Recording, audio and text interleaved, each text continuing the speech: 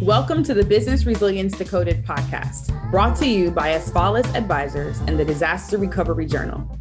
Crisis management in today's world is ever-changing, and this podcast is our commitment to help you navigate successful outcomes for any crisis you may face.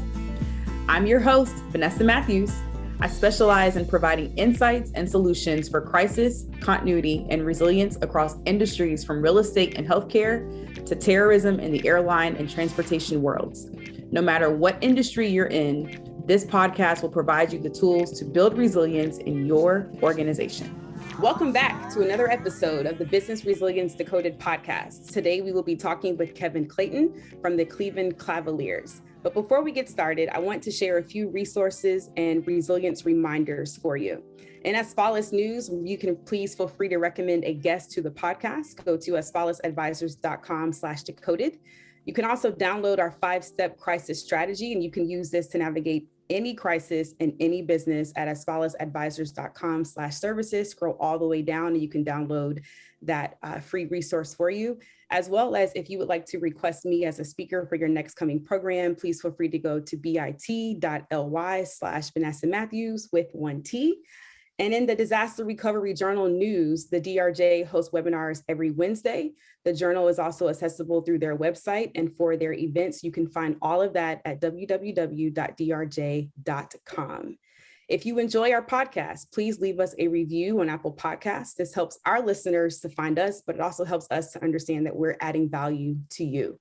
So with that, we're going to go ahead and get started. I'd like to introduce our speaker and our guest today. Clayton will be speaking on the topic of diversity leadership. He's the Vice President of Diversity, Inclusion, and Community Engagement for the NBA's Cleveland Cavaliers. Kevin, welcome to the podcast. Hey, Vanessa, how are you? Doing well, sir. Good to see you. Likewise. Awesome. So I social media stalked you and I saw that you came from North Carolina Central University. So can you tell our listeners a little bit more about you and your background? Sure, Vanessa. So I do have a proud heritage. My family had a proud heritage of going to historically black colleges, and I actually played basketball at North Carolina Central University.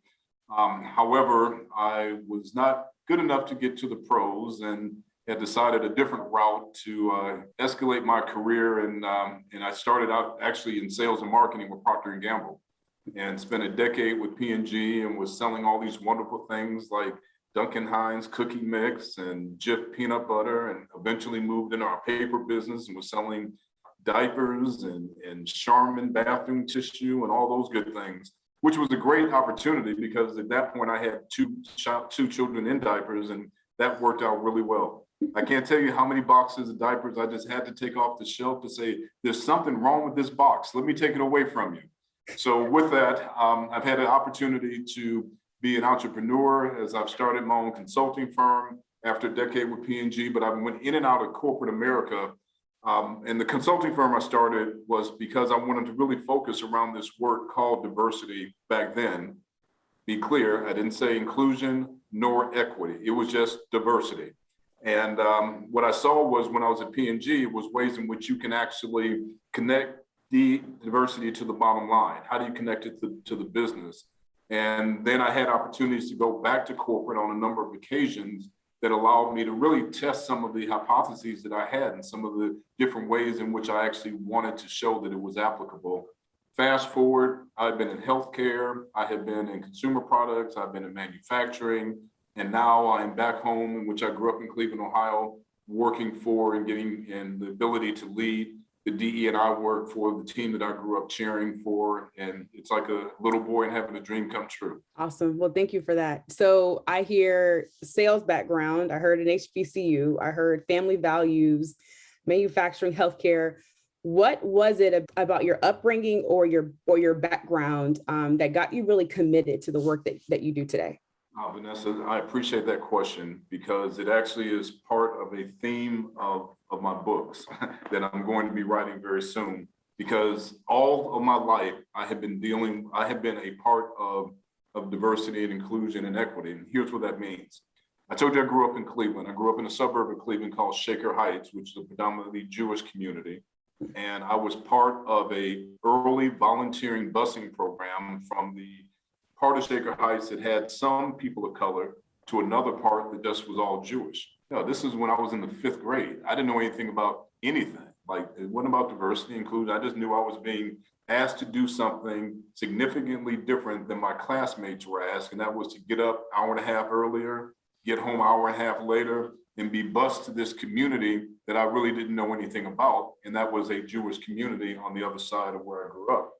So when I think about that, though, and one of the things that I share with people, for me, sports was a differentiator because of and there were like 7 of us that got bused to this other area. So what we did was we'd get off the bus and go to the school, and all the white kids were looking out the window and they were like, ooh, here are the 7 black kids. There were no black kids in the school. But yet I talk about sports because what differentiated my assimilation was that I could play sports. And the kids didn't matter. When they came to gym class, they picked the person who could help them win. So with that, I saw that sports was a great, it leveled out the playing field because it didn't matter if I was black, short, tall, or white, the other kids wanted to win. So fast forward, I've always seen there's a direct connection between sports and diversity and inclusion, because the other kids I got bused out there with, they didn't necessarily have the skills to play sports and they were excluded often. Yep. So once I started working for P&G, I actually saw how you could leverage diversity and inclusion to drive revenue by selling more product. And it's now been a part of just my DNA for most of my life. Awesome. Well, that's a wonderful backstory. So most of our listeners are managers, directors, or vice presidents of emergency management, safety and security, or crisis management. So while most of them probably know the brand of the Cleveland Cavaliers, they probably do not know it as a business. Can you talk a little bit about the business of the organization and some of the risks that you all experience and how your work ties into that from a D&I perspective? Absolutely. Let me try to connect the dots. So the Cleveland Cavaliers are one of 5 companies that are under this umbrella called the Rock Entertainment Group. So we have a hockey team, we have a esports team, we have a G League basketball team. We also, in the building I'm in now, we have over 200 events that we execute on an annual basis, that being concerts and tractor pulls and Disney on Ice and all of those kind of things. And then there's the NBA basketball team. And we are one of 120 of Dan Gilbert's companies. So if I just focus on the entertainment and sports part of it, the risk connecting parts that I've referenced have to do with, imagine 19,000 people every other day coming into your building and what that risk looks like, particularly in the state of, in the age of COVID. And actually very soon we'll be having the NBA All-Star game. Mm-hmm. And if you can imagine every high valued NBA player, all the executives, all the celebrities in our building and what the risks go along with that from a liability standpoint, a protection standpoint. And one of the things that is important for us and why diversity and inclusion and equity is key to an NBA standpoint is that we want to be able to see the world through multiple lenses, because our fans represent multiple communities. Our players represent multiple communities.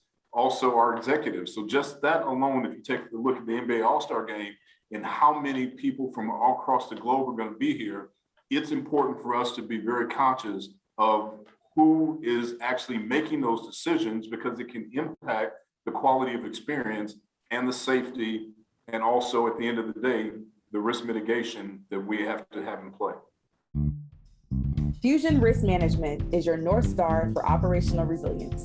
The Fusion Framework System provides a foundation that enables you to understand how your business works, how it breaks, and how to put it back together again, which allows you to make data-driven decisions so you can anticipate, prepare, respond, and learn through business disruptions and major crisis events. Head to the link in our show notes to request a demo today. Fusion Risk Management, building a more resilient world together. What really excited me about this conversation with you, if we fast forward, so we are in February of 2022, back in May of 2020, we all saw the events that happened with George Floyd And candidly, it sparked me to finally take the platform that we have and speak about race and equity as it relates to the risk and crisis management field. And honestly, I was scared. I was like, I'm probably not going to have any more clients if I tell them how I really feel. But when I researched you prior to this conversation, what I learned was that you were able to help set up an infrastructure so that when most corporations were trying to create a D&I strategy and find somebody, you were already walking on top of the foundation that you built. So can you help us understand what you and your colleagues were able to create as an infrastructure so that your D&I program could be successful? So Vanessa, I took this job in April of 2019, and fast forward in May of 2020, when Mr. Floyd was murdered, we spent, from the time I started really up until that point, really building the infrastructure, kind of building out the foundation, because it was a strategic choice for me to come here. At the time that I took this job, there's 147 sports teams. I was the fourth C-suite level individual with dedicated resources and a dedicated department out of 147 sports teams across 5 leagues. So we were putting all of our strategy in play so that we knew this was about running our business and how do we provide better fan engagement? How do we make sure that all of our systems are working the way that we want them to? How is our marketing? How the players on the court, how are we engaging with them? So it was a total effort. And that's one of the things that was important, because we wanted to make sure that this was a comprehensive approach to our entire business strategy and basketball strategy, not just, oh, here's an event, let's go hire somebody, and therefore we have a DE&I plan. So what we did when Mr. Floyd was murdered, we already had in the community the credibility to actually take the lead to provide some support to the community and offer what we had learned internally on how you can begin to have these conversations of healing and unity. To the point, one of the things that I am most proud of is the fact that the work that we did, the Cleveland Browns and now the Cleveland Guardians, they came to us and said, look, we want to connect with the work that you're doing, and we formed a 3-team alliance. And the 3-team alliance is the only such of a alliance or formation where 3 major sports teams came together. We meet every other week and have been doing so over a year to focus on social justice in our community and really focusing on how do we leverage our collective assets and the power of sports to drive social change. That was built on the fact that we had a foundation in place. Our other 2 teams in Cleveland didn't, but we wanted to heal this community, and that's how we came together. So the foundation is important. If it's a reaction to an event, then it's not sustainable, because that says the only reason why you did that is because of George Floyd. Now, some organizations understood that yes, we can actually start now, and some organizations have kind of maintained the work that they were doing. The majority of organizations, they wrote a check, they made a statement, and they said, hey, let's take the organization through some DE&I training, call it a day. And we're not done. We're far from done. So the question really becomes, is this just a moment, or is this really a movement? Because it was a moment that when Mr. Floyd was killed, in order to sustain it, make it a movement, it has to have the infrastructure that you would have for anything else. So we looked at this as a huge opportunity to better ourselves as a company, as a corporation. We tie all this work to metrics, to accountability, to bonus, to compensation. All of this is tied to every other system that drives our organization. So I heard leadership, I heard accountability, I heard metrics, and keyword, I heard system. Yes. System. Yes. So I'm going to go back to those. So one question, you asked this in our prep, for my directors, for my VPs, what's the so what? Why does it matter? And who cares? Yep. And when I think about your business, and let's say that there's some disaster and you have to deploy resources to that disaster.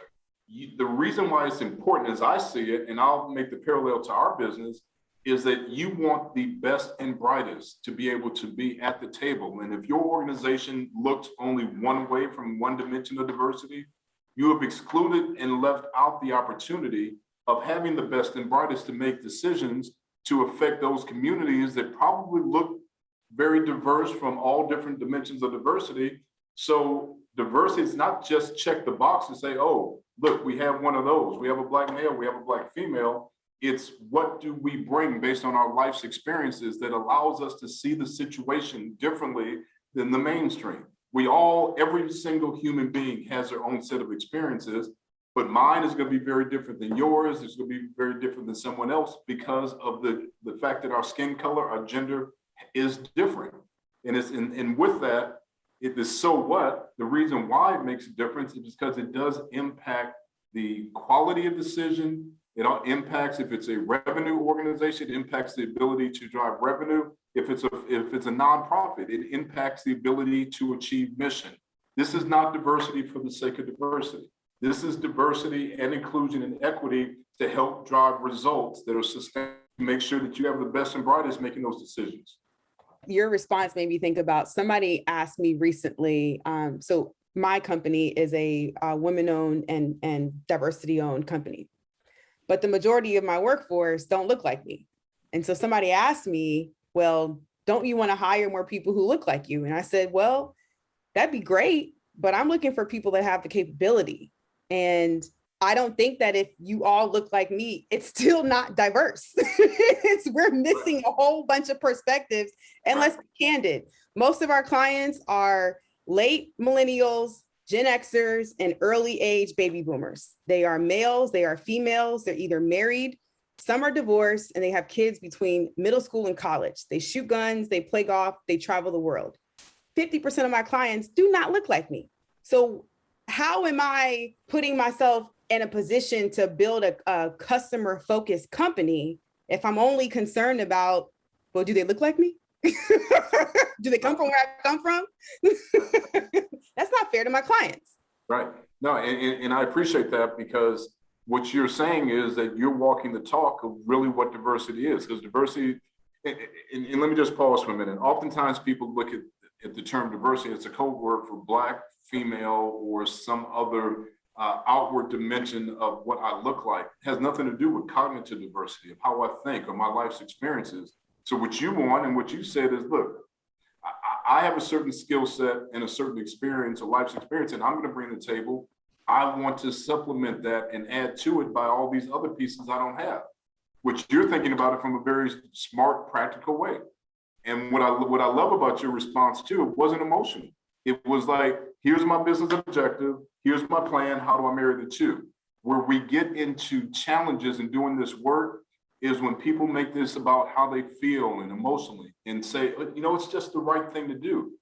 Vanessa, it was only the right thing to do if it's going to help you achieve your business objective. Yep. If not, why do it? Yep. Absolutely. These are business programs. So in our profession, oftentimes we have to influence people to get people to do things that we want them to do. And especially when I think about diversity and inclusion, I believe that there should be some accountability within the organization. I always say, who's my one throat to choke? If X goes wrong, who am I coming to? What I think I heard that was different about how you came in is that it was aligned, your hire was aligned to a strategy. And from the very top of your organization, it was a need and they found the value in that. So can you talk a little bit about why there has to be accountability for these programs? Sure. And my hire was tied to a strategy from the league saying, hey, we need to do better. And hiring a chief diversity officer seems to be a good best practice that a lot of organizations are doing.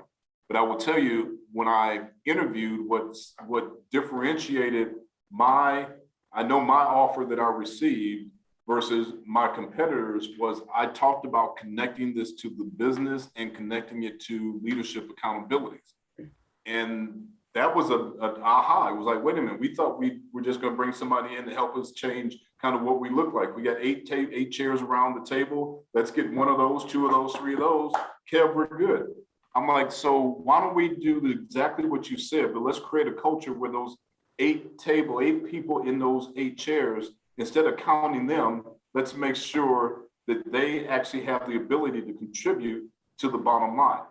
Fast forward, the accountabilities are the exact same types of processes that if we were rolling out anything else. So, and let me give you an example. Right now in our business analytics, sports analytics is huge. All right, we built out a complete sports analytics department, and we staffed it accordingly. We put budget to it, and because it was part of the business strategy. In all of our leadership, all of their performance development, they have a business analytics KPI. It was no different than when we did what we're doing. It's like, okay, if this is important, let's resource it effectively with human resources, financial resources, and let's develop KPIs. Not counting the 8 seats around the table, but what are those eight seats around the table going to contribute back to the organization? How do we tie it to our fan engagement? How do we tie it to our marketing? How do we tie it to ticket sales? How do we tie it to basketball operations? Instead of having diversity over here, the business of what we're doing here, we merge them. Now to a point, Vanessa, we've actually tied it to compensation, which we know everybody cares about compensation, and all bonus eligible team members in our organization have a DE&I KPI that they're to meet. And it's not how many people do they have in the room that look different. Well, I can appreciate that. Accountability. And that's how you get it done. Right. Right. And what we try to do is make sure that we weren't speaking a language that the organization didn't know. And that's the other thing that happens. Oftentimes we talk about, DE&I. It's like, oh, I don't even know what that means. Okay, well, we defined it, and then we use similar terminology. We use the same systems that we're here on everything else. And it's like, how do we connect this so it's an easy transition? Not it's something that we have to now teach people, because that intimidates people. It's like, no, we're talking about humanity. We're just talking about how we can create an environment where people can bring themselves to the organization and contribute.